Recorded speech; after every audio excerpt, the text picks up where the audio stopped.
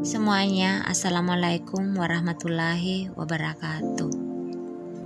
Tahu nggak kalian teman-teman, 7 orang yang doanya dijamin terkabul oleh Allah Subhanahu wa Ta'ala.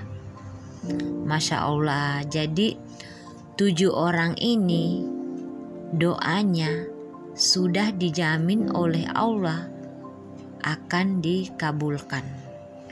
Jadi kalau ada teman-teman yang bertanya atau berpikir orang-orang itu doanya yang dijamin dikabulkan Allah itu seperti apa atau siapa?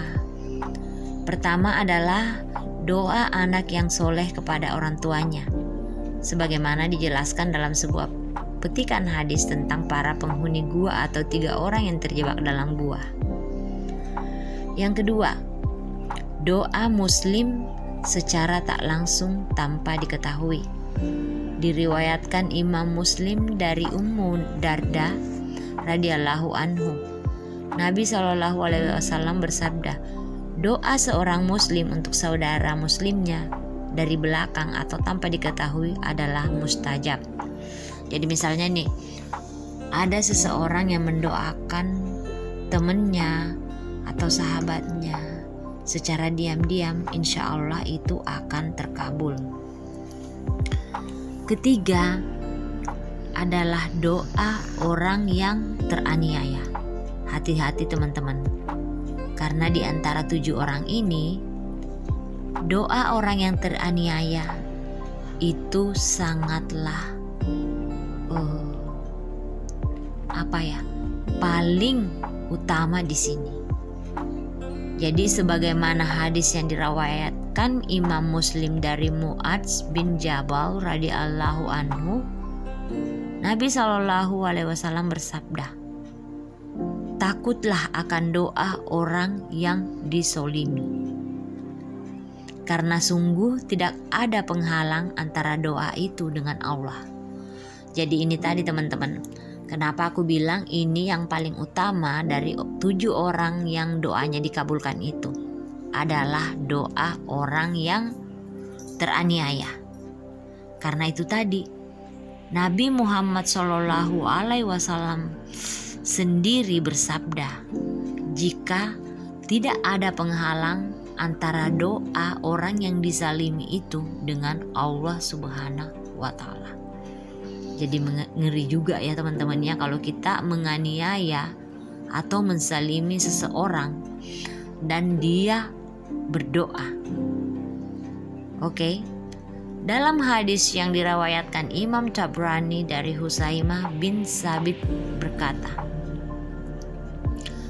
Rasulullah bersabda, takutlah akan doa orang yang disalimi, karena doa itu akan dibawa ke atas awan. Allah berfirman, demi kemuliaan dan keagunganku, aku pasti benar-benar akan menolongmu, walaupun setelah waktu yang tidak ditentukan. Jadi di sini mengesankan jika orang yang dianiaya itu atau yang dizolimi itu pasti akan dikabulkan doanya, walaupun tidak ditentukan apakah itu cepat atau lambat. Dan ada hadis dalam hadis riwayat Abu Daud dari Abu Hurairah radhiyallahu anhu, Nabi SAW berkata, doa orang yang dizalimi adalah diterima sekalipun doa orang yang jahat.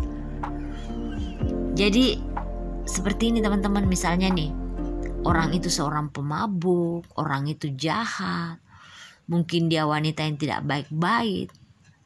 Ketika kalian solimi, ketika kalian aniaya, maka doa orang tersebut akan dikabulkan oleh Allah Subhanahu wa Ta'ala, meskipun dia adalah orang yang jahat, karena kejahatannya itu memudaratkan dirinya tanpa mempengaruhi keterkabulan doa tadi. Jadi hati-hati teman-teman. Di antara ketujuh ini, doa-doa orang yang teraniaya itulah yang paling penting di sini untuk kita mengerti. Oke, dan yang keempat, orang tua yang saleh. Jadi orang tua yang saleh itu sudah pasti dikabulkan doanya. Yang kelima adalah pemimpin yang adil. Jadi ketika ada pemimpin yang zolim, itu belum tentu dan pasti tidak akan diterima doanya. Hanya pemimpin yang adil. Keenam dan ketujuh adalah orang yang puasa dan orang yang sedang safar. Diriwayatkan Imam Baihaqi dari Abu Hurairah radhiyallahu anhu, bersabda Rasulullah, 3 orang yang doanya diijabah, doa orang yang berpuasa, doa orang yang disalimi, dan doa orang-orang yang sedang safar.